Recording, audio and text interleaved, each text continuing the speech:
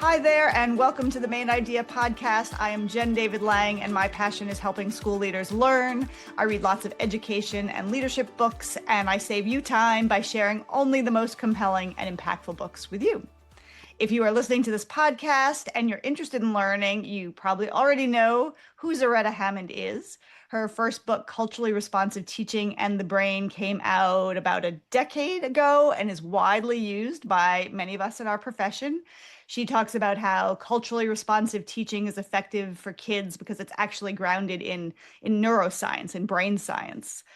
So this is the work that Zaretta has been supporting educators, schools, and other institutions with for the past 25 years, deepening their understanding of the use of culturally responsive practices, the science of learning, and the science of reading. And she builds on this work in her latest book that we're going to talk about today, Rebuilding Students' Learning Power, Teaching for Instructional Equity and Cognitive Justice. Zaretta is a former high school and community college writing teacher, so she has firsthand experience with all of these ideas and practices herself.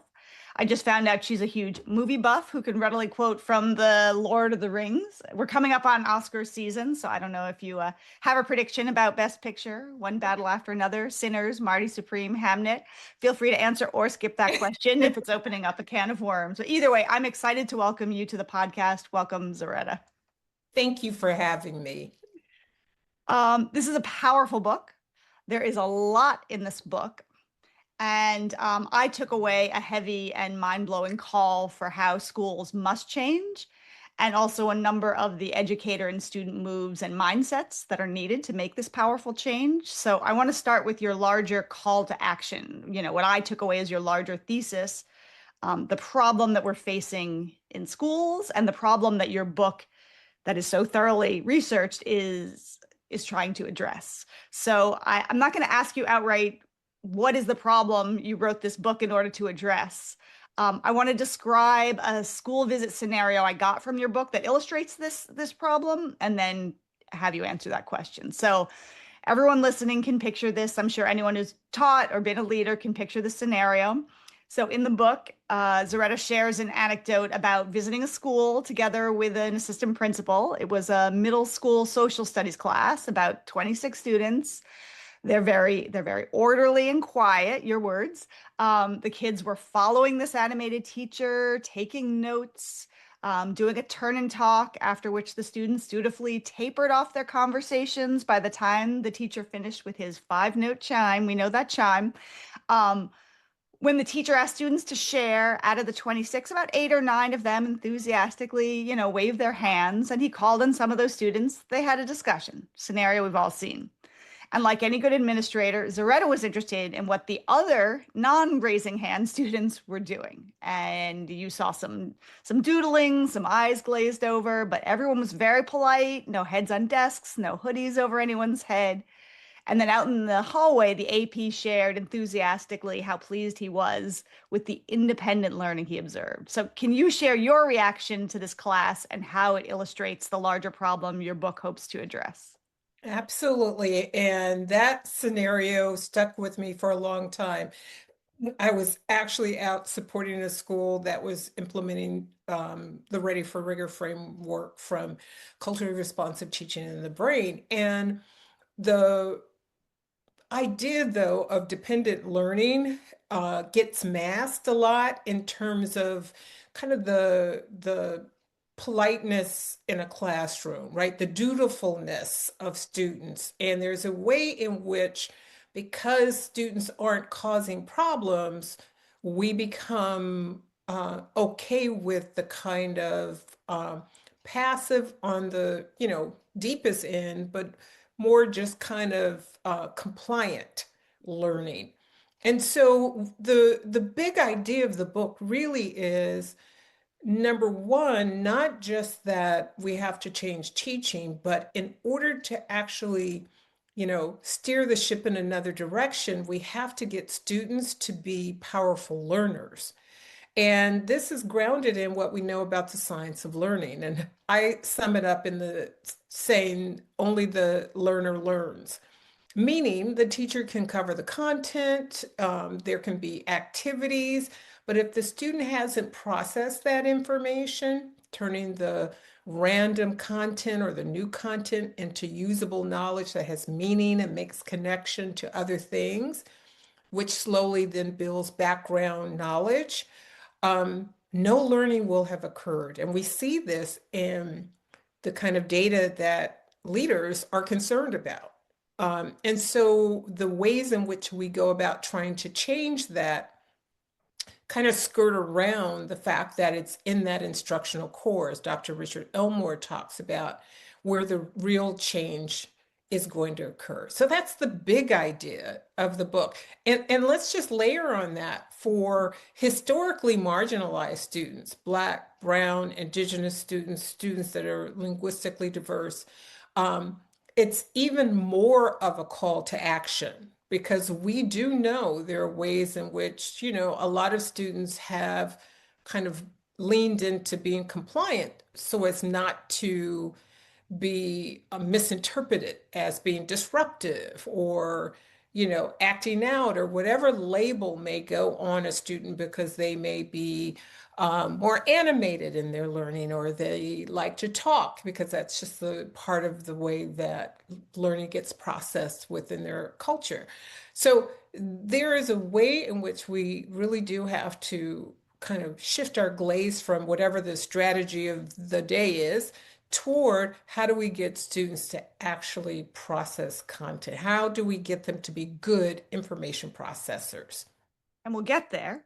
Yeah, But you make the clear point in the book that this is not about jumping to strategies, right?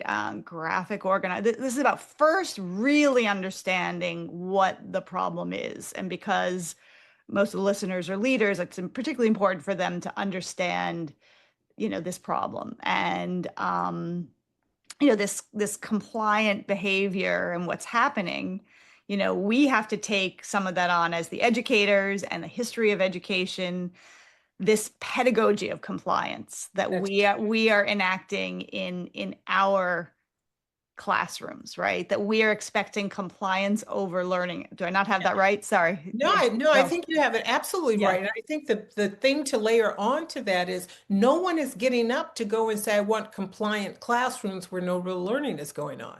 Right. Like we have spent multi-millions of dollars on continuous improvement and school change, and we've got school improvement plans that we have to submit, Yeah. equity initiatives that have brought multi-million dollars into a school building, Title I funds. I mean, like we've been throwing money at this for a long time. And most leaders that are doing instructional rounds or rigor walks or any other kind of equity walkthrough, I talk to a lot of leaders, superintendents on down to APs, and what I hear is they see a lot of the same things. The students are not doing the cognitive work. The teacher's over scaffolding, the teacher's doing, pushing students through the lesson.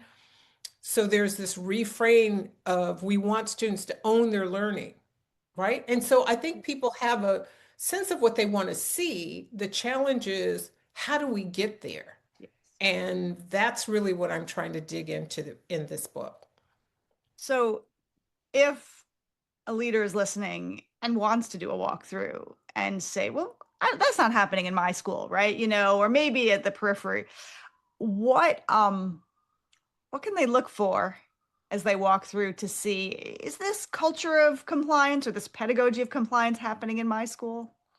I think the main thing to be looking for, and I have a whole section on, over scaffolding look fors before, during, and after Hmm. a lesson is presented. But I think, most walkthroughs don't last that long. If you're Hmm. doing instructional rounds, you might be in there a little longer. Hmm. But the reality is, it is hard to see cognition happening. So the proxy we've put in place is, oh, there's an activity. And we have misguidingly,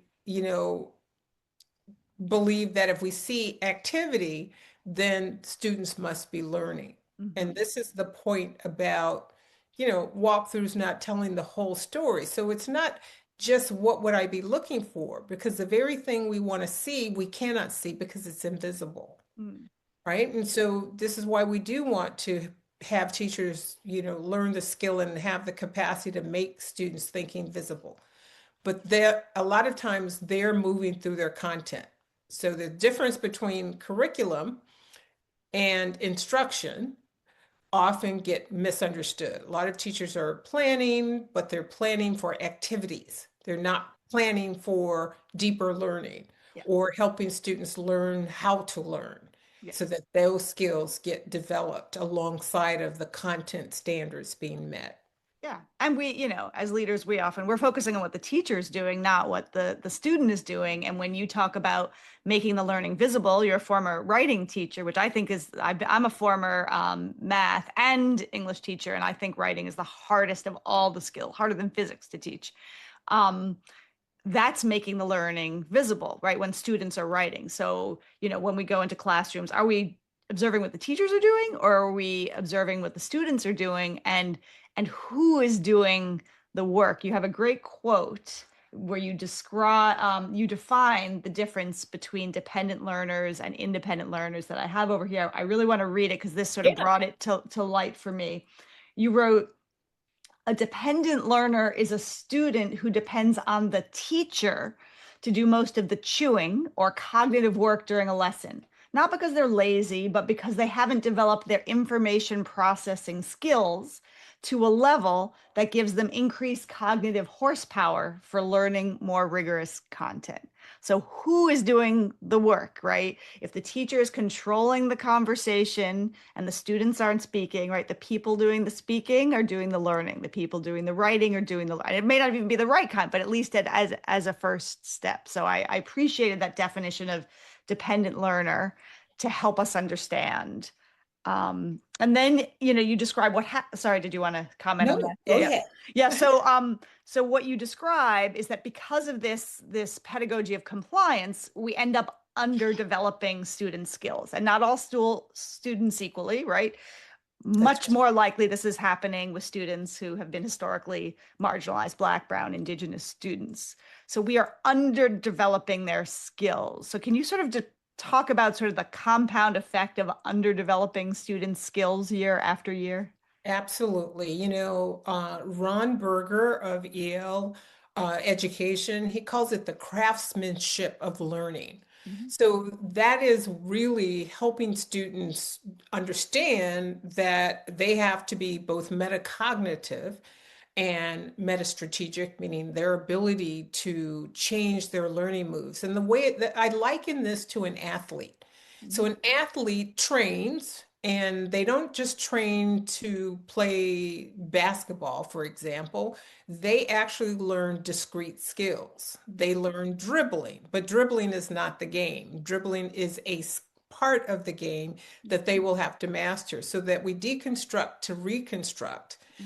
Right. And so what happens for a lot of students is they never are initiated into that apprenticeship that would build that craftsmanship of learning, that they are aware that they are the ones who have to do this chewing. And we have a tendency then to have students who think it's about the right answer, or I don't know how to make that connection. So teachers get the blank stare, Mhm. and a lot of times they then fill in the gaps. So this idea of becoming a powerful learner, it's not a new one, right? And this is what I tried to pull together in the book. This has been, I'd say, probably the last 16 years.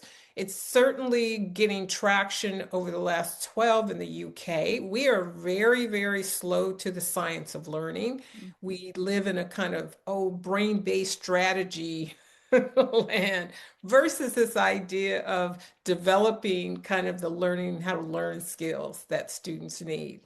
So, yeah, I think it's really understanding what those skills look like, how you develop them alongside your content standards. It's not an either or. Mhm. They don't detract from getting through your content. They actually are the thing that makes it easier to not only get to your content, but to help students build understanding.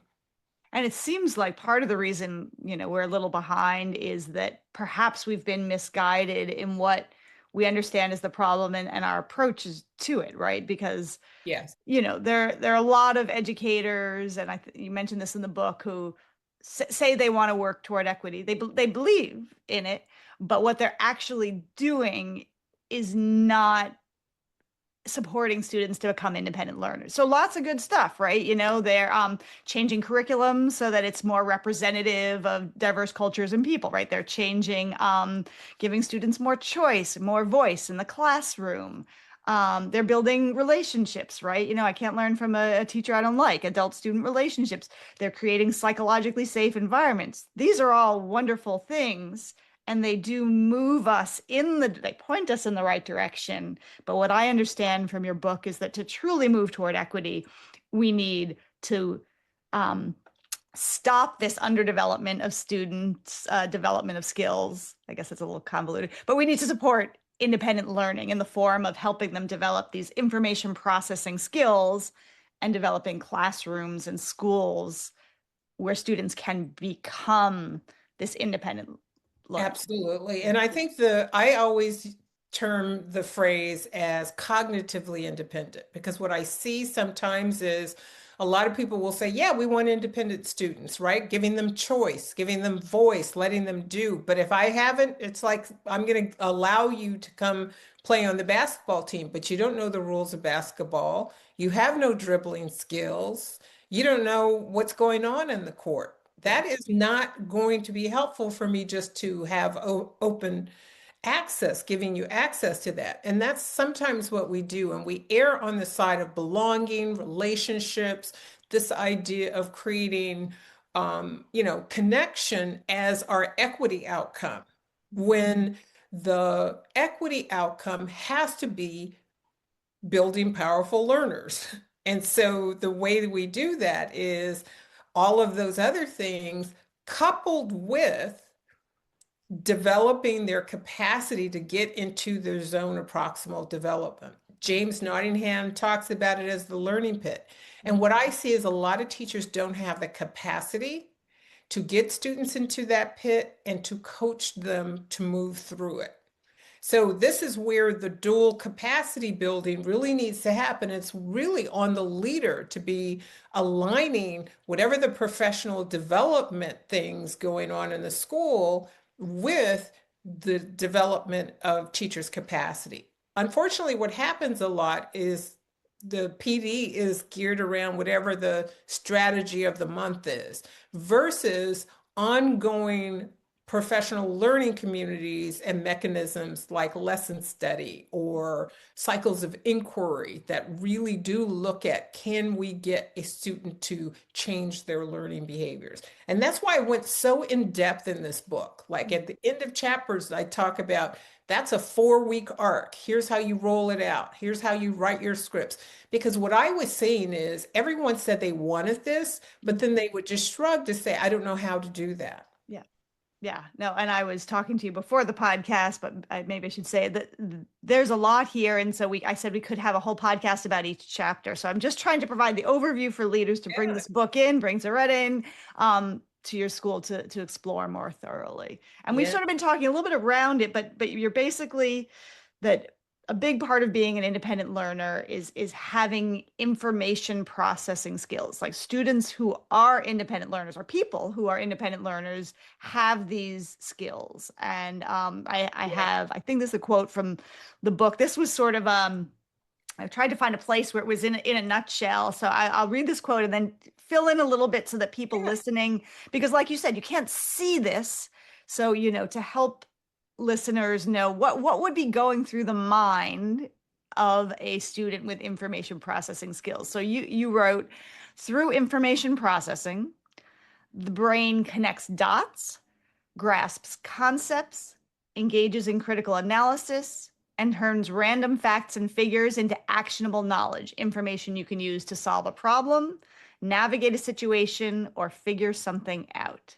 So can you elaborate a little bit on like a student who has these information processing skills? What are they thinking to themselves when the teacher assigns a task or a problem or an essay? Well, let's just start with kind of what that is, information processing skills. And I think this is another place.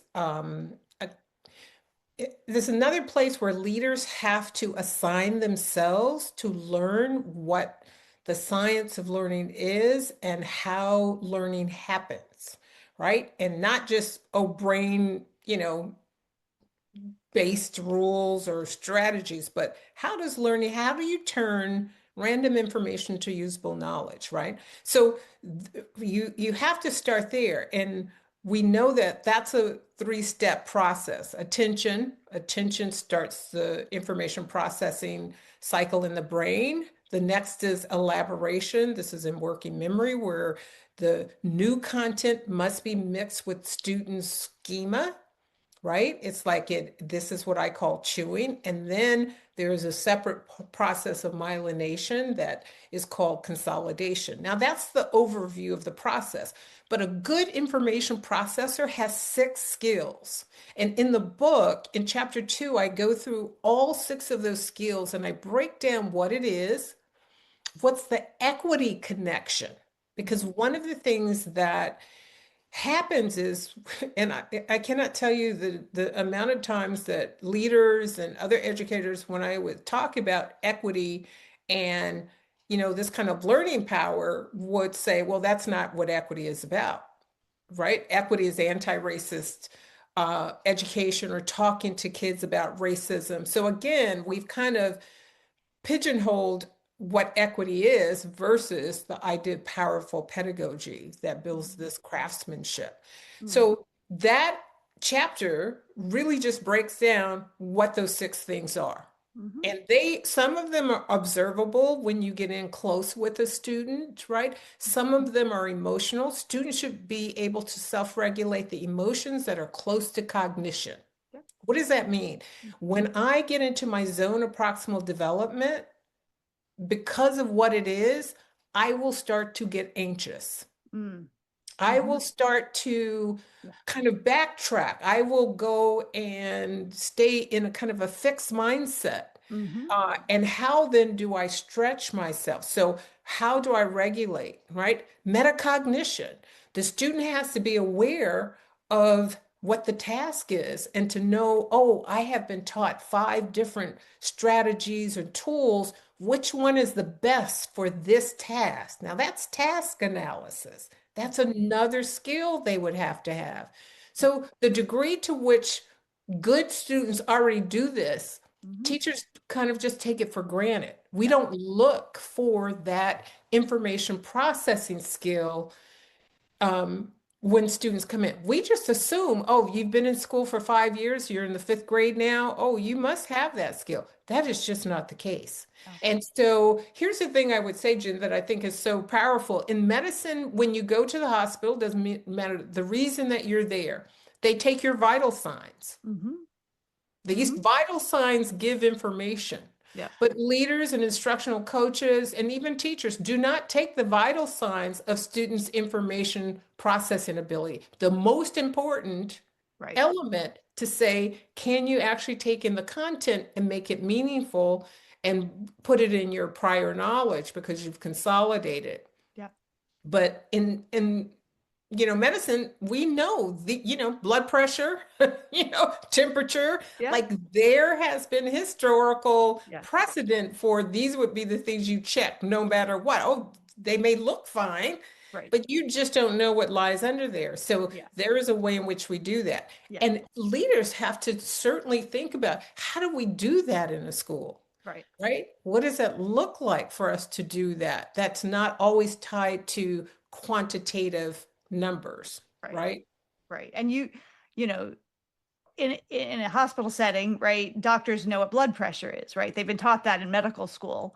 And so part of, I believe, what you're saying is that first teachers and leaders need to understand what these things are, because how can you look for them or assess for them if you don't know what they are? That's right. Um, So there's a lot in your book, and what I did is I took 4 larger takeaways, 4 ways that teachers can support students to become independent learners, and that's what I put in the main ideas summary of your book.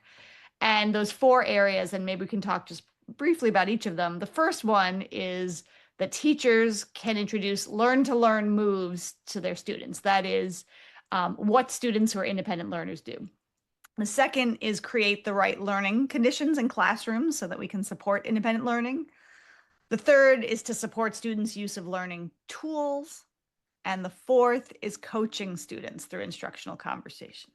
And you don't have to take notes because I'll go through it. But so just to the first one, um, teachers need to introduce their students to the moves that independent learners, like you said, already know how to make. And you have 5 of these learn to learn moves. I just want to introduce one to give people a taste.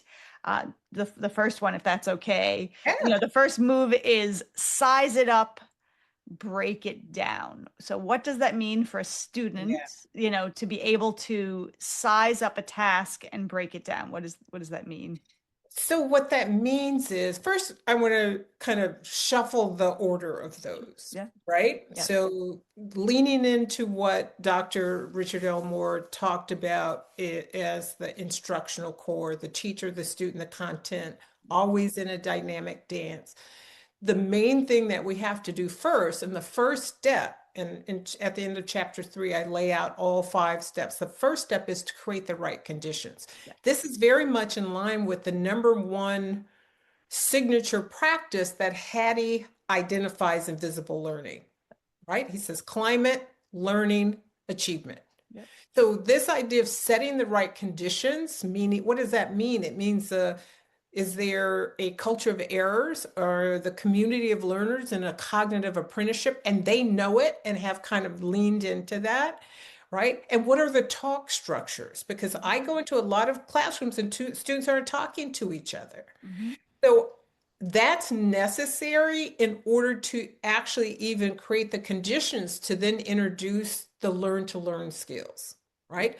And those learn to learn skills, like the size it up, and break it down is the first thing that most people do when they look at something. Oh, what am I to do with this? Whether it's a recipe out in the world Mhm. or a task you got at home or at work, you take a moment to actually say, what is it asking me to do? Have I done this before? So you're Mhm. literally activating your schema. Yep. The thing that I think is really important here is, let me say the second part, and then I'll talk about kind of where I think it all fits. So size it up is this just task analysis. What do I need? What do I do? And then break it down. Break it down into its components. So Mhm. what's the thing I'm going to do? Whether it's gather my tools or Mhm. I'm just going to do this first piece. A lot of students just get overwhelmed with the task. Yep. Yep. And then they just sit there. And then the teacher comes to rescue them. Yes.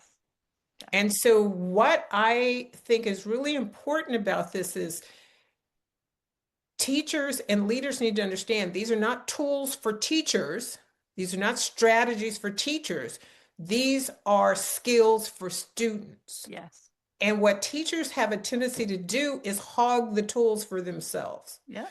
So the teacher narrates, now we're going to do this. The student is not paying attention because the teacher will tell me when I need to do that. Exactly. It doesn't become something that they integrate into their own learning as a cognitive routine. Yes, yes, yes. And I think, well, a couple of things. One, first of all, it's helpful as adults, whether you're the teacher or the principal, to think about, what are the tasks in our lives, right? Like this is we're recording this in the beginning of the year, and I'm the one who does the taxes in the house, right? Huge task, right? And I Yeah, only do it once a year. So and I, right. So like I gotta size it up and break it down. Like, that's what do I right. have to do? What's the order I have to do it in, right? That's right. How can I have mental notes or written notes because I haven't done this in a year, That's so right. think That's in our right. own lives how we size things up and break it down. That's right. Um, And and here's the thing I want yeah, to just piggyback on that, but mhm, it's an invisible process. And yeah, that is what's really why I made these so explicit, right, right? Because this is not just, oh, tell me what you're thinking to make it visible, but do a think aloud. right, If I don't have the skills to do this, I can't do a think aloud. yes, So now we're talking about coaching students to do things, right? The basketball coach doesn't get out there and dribble the ball for the no, student. no, That is not for the coach. The coach gives it to the student and says, you need to own this. You need to learn how to use it. You need to learn how to do it. So to Yes. your point, we all do this. This is the Yep. basic move, but it's so invisible to us. Yes. We, Or the teachers are doing it for them, right? So, yes. teachers set for size it up, break it down. Okay, I'm going to give you an essay. It's due in 3 weeks. So, by Friday, I want you to have the thesis. And then by next week, I need you to have three pieces of evidence to back, we're doing it for them. Well, And let's even back up further than that. For yeah, the student who doesn't know what the thesis is, what right. a thesis is, now the teacher has given them sentence frames. Yes. Yes. So I'm not even talking about the management. That's more of an executive function, right? And Yeah. information processing is not the same as executive function. This is Yes. again what a leader who has schooled him or herself in Yes. what it means to how learning happens and what it means to be a good information processor understands the difference. And I break that down Sure. so that Yeah. everyone is kind of coming into it. But if we just go back to, do I know what that is? Right. What is that tab? What is that thing? The teacher has given the students so many frames and there's no gradual release. So now the student's expecting that level of scaffolding where they don't actually have to do any thinking. Yes. And we think often teachers feel like they're helping, right? They're over scaffolding. I have to say, I've seen so many classes in my, many years in this field, and probably one of the number one problems I see is this over scaffolding. And it's a uniquely American problem, American teachers. I am guilty, that we We over all are. scaffold. That's We right. don't like to observe a student engaged in productive struggle. It's messy. Um, and yes, the learning conditions, I'm glad you talked about that first. And, you really describe a lot of like this, like in the classroom, are you setting up a culture where it's okay to engage in messy work where there isn't one right answer? Is it a classroom where students are working for grades or for learning? Are we valuing back to the compliance and That's and are we creating, you use the word apprentice, which most people know from like a workshop, and it's this idea, am I more the teacher as the guide on the side with the students learning and yeah. apprenticing into becoming And, a learner? and here's the thing that I would say. I think the even in an apprenticeship, the guide is not on the side. Okay. So in an apprenticeship, when we think about that, you are moving from novice to journeyman, Mm, novice to apprentice to journeyman to yeah. master. Yes. You have someone who is sitting next to you, giving you feedback. They're Yeah. not on the side, they are Yeah. next to you, they are coaching you Mm, directly. This idea that kind of an inquiry led, I'm just going to be on the side and pop in. Like there is nothing that says that this kind of apprenticeship does not call for a balance of direct instruction coupled with the opportunities for students to grapple with the content, well, right? you, And yeah. and I think that's an important piece because there's a way in which I've seen the overcorrection. Yes. Yeah. So, yeah. So getting to that coaching piece, I guess we're talking about some of the larger ways. I wanted to pick four of the larger ways I saw in your book that teachers can support students to become independent learners. So one is the conditions of the classroom where mistakes are okay, messy learning is okay, right? Psychological safety, all of that comes into play. Then these learn to learn moves like size it up, break it down, and there's four more in the book. And then what you're talking about is this coaching. And you say, yeah, it's not like guide on the side, like in the stands, but yeah, as you would do to apprentice a student, you might demonstrate yourself how to use the hammer. I think, And then the student has the hammer in well, in their hand. I think what's important about that is the instructional conversation. And what Yeah, you're trying to elicit is not just I'm going to model it, because a lot of folks will say, hey, we do that all the time. sure. I do, we do, right? We're modeling that. But what we don't do is help the student become meta-strategic. Number Mm, one, you just have to be metacognitive. Is the student actually even paying attention to what's going on? Can mhm, they name it? Mhm. But that's not enough. That's just awareness. Awareness through metacognition does not build information processing skills. It is necessary, but insufficient alone. The Mhm. coaching is around meta-strategic moves. So what does that mean? It means that the student understands they can change how they approach the task, or they can change a move, or I'm doing math, and rather than keep carrying that number, I think I'm going to change that second move. Like, they actually are aware of where they are going to make their adjustments. So the coaching conversation is just that. It is like, okay, you've got these three tools, what are you going to do next? And then the student's going to share that, and you're going to say, why are you doing that? So the student now becomes aware Mm. of the input and the output of making different changes. Now, here's the big challenge. This is where we go back to creating the conditions. Most teachers don't set up time to talk to their students. I was going to ask, for a middle school or high school classroom, how do you imagine that this one-on-one coaching happening? I'm sure that's a question in many people's minds. I taught writing, and and that was all I taught. I didn't teach ELA with a sprinkle of writing. Like, they came to me to become good expository writers. And only they could improve their writing. Like, there was no amount of red pen that would get you to understand that's a run-on sentence. That instructional conversation to help them understand how they stop doing that. But first, I Mhm. had to get them to see that that's happening in your paper. Do you see that? So this is where these processes come from, right? Getting the student to be, aware of those happening. Um, and I do think it is a matter of having different tools to use with them so that you can put those in front of them, right? Mhm.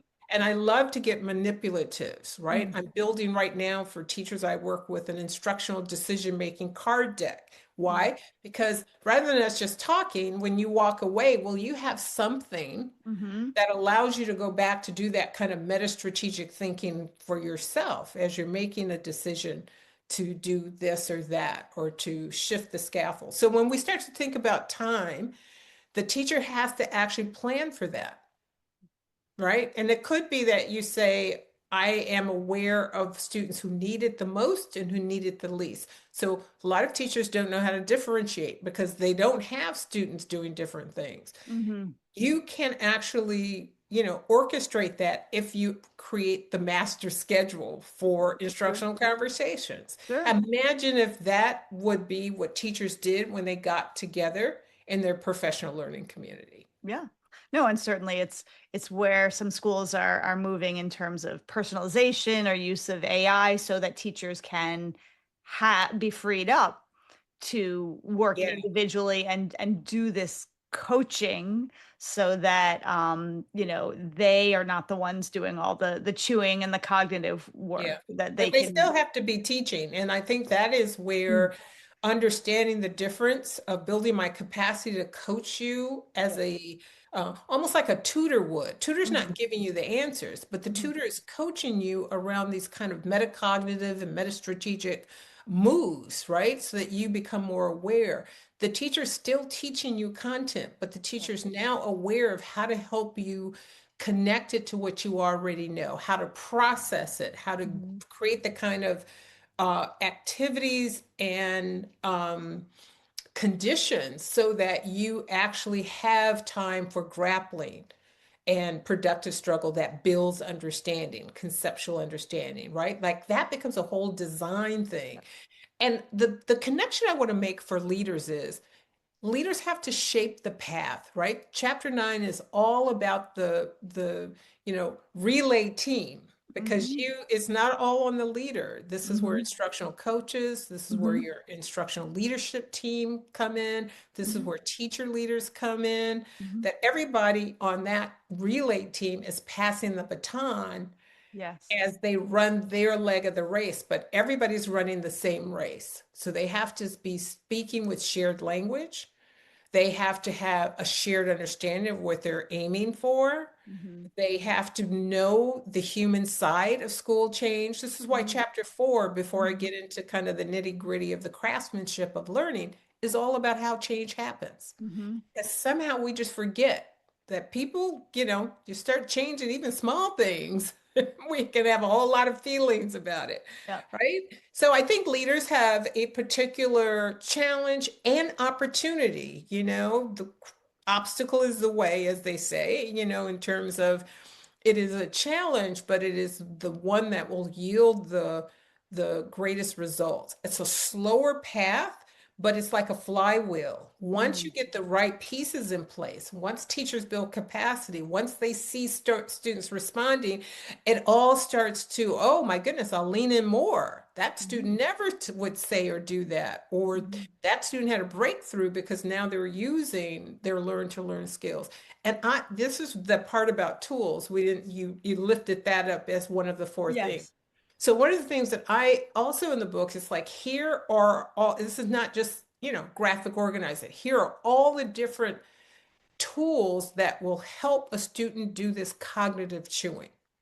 And they are for the student to own, to think about it as like a quiver. Mhm. They Mhm. are arrows in the Mhm. student's Mhm. quiver, or every student has a toolbox Yeah. and you give them that, but you, like a, plumber or whatever in an apprenticeship, is going to learn how to use those tools properly before they, graduate and get their own toolbox with their initials on it, right? That's what we want students to do, to walk away with those cognitive tools. And some of them are very simple, Mhm. right? Things we would Before you recognize. go into an example, can you just clarify for listeners that difference between the tools students have to use and the five moves that independent learners make? Yeah, What's the connection between a move and a yeah, I love tool? that. Yeah. The moves are the thing, the cognitive, you know, mechanisms, right? This is Yeah. the actual information processing. Now, what the science of learning tells us is we're aided in our ability to do that when we have tools that are externalized and become kind of like job aids, right? Hmm. So the most simplest one that we all know is a graphic organizer. Yeah. Let's take that for example, and I do list that along with a lot of others. But the problem with the way most folks use a graphic organizer is they use it as a warm up. Mm. Put some stuff in it and then you set it aside. Share with your partner and then we set it aside. Yeah. Versus to use it as a recursive way to check your understanding. So, for example, teacher could give the graphic organizer, fill it in as best as you can and what you're understanding. So now we're making the students' thinking visible. Now the teacher provides the input, the lecture, the whatever the input is for the day, going over the content. Mhm. Now the student pulls out that graphic organizer with a different color pencil or pen, goes back over, now having heard new content, Mm. to Mm. say what misconception, what do I need to change? Mm. So this is one of those skills that a good information processor has. Is The part of ability, the idea also that the student chooses when and how? The goal, the end point is that it's the student who chooses when and how to use a graphic organizer. So, that's so right. like this That's big right. essay that I have to write, right? That's right. So I have to size it up and break it down. Oh, okay, what are the parts? Okay, so the cognitive piece is maybe understanding the structure of an essay and how I need to break it into understanding a thesis and evidence and blah, blah, blah.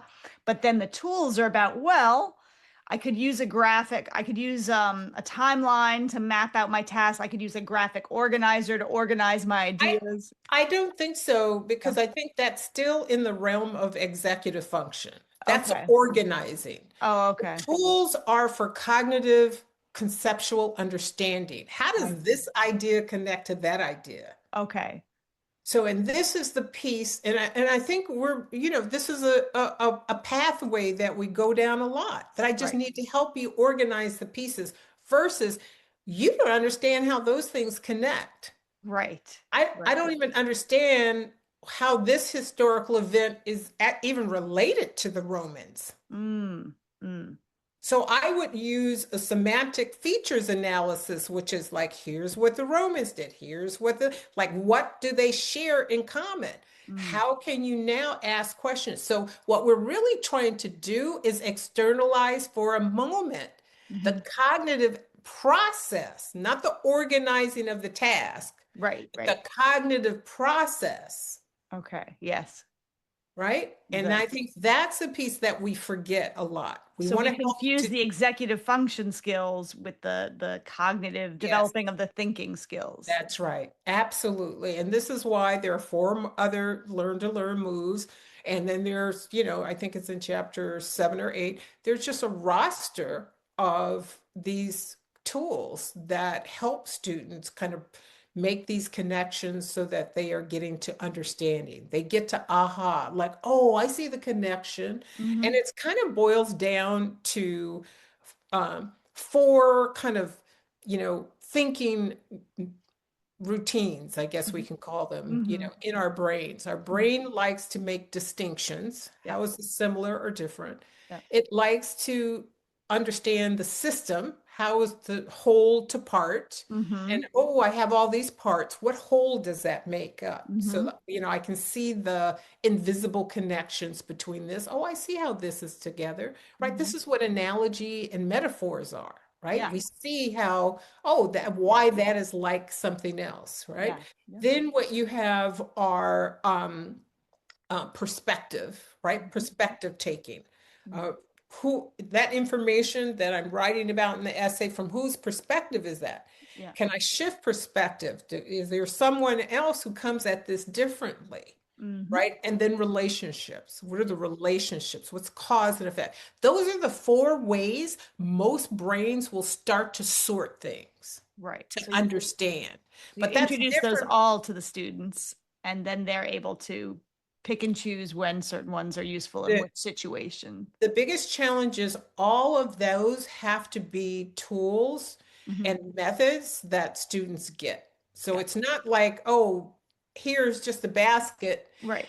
They have to actually get taught, and they have, like the dribbling of the basketball player. Hmm. Nobody Hmm. says, do you want to learn to dribble? No. Which would you like to do? No. No. Everybody has to have skill and capacity. Then you get to say, this will help me with that because I know how to use that tool. Right. And this is why, Jen, I think it's so challenging, because for a lot of leaders listening might say, oh, that's a lot. Yeah, Hmm. it is a lot. It is a lot. Yeah. And your kids are behind. Yes. Yeah. Well, let's One, two, let's three end with grade that. level. I've taken a lot of your time. Let's end.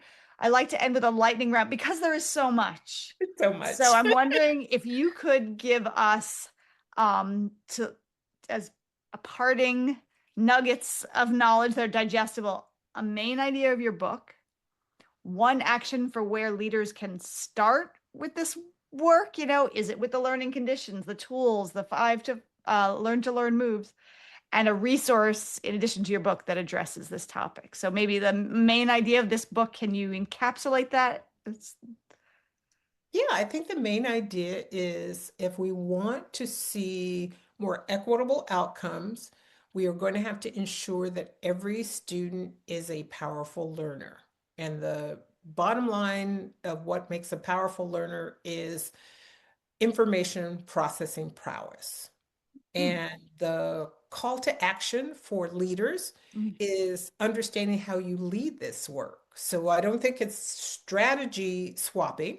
It really is shared language, building your knowledge of the science of learning and how learning happens, and then initiating teachers into a professional learning community where they continually come around to talking about this, looking for evidence of it in the classroom. A lot of schools are doing visible learning. This is very much in line with what Hattie says have the highest effect sizes, right? Hmm. Hmm. Collective efficacy has a 1.57 effect size. Hmm. That's because people are learning together. So they shape the path is the last thing I would Hmm.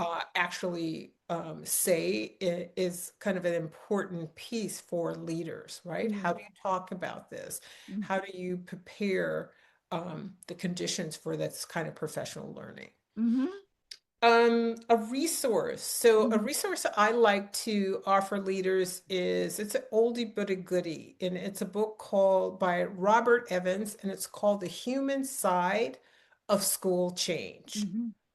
And a good companion that's a little more current is Switch by Dan and Chip Heath. The Mhm. Heath brothers talk about this idea of how to make a switch, how to change when change is hard. And I think this is where leaders really do have to kind of build their skill and capacity because this is work we will resist. Yeah.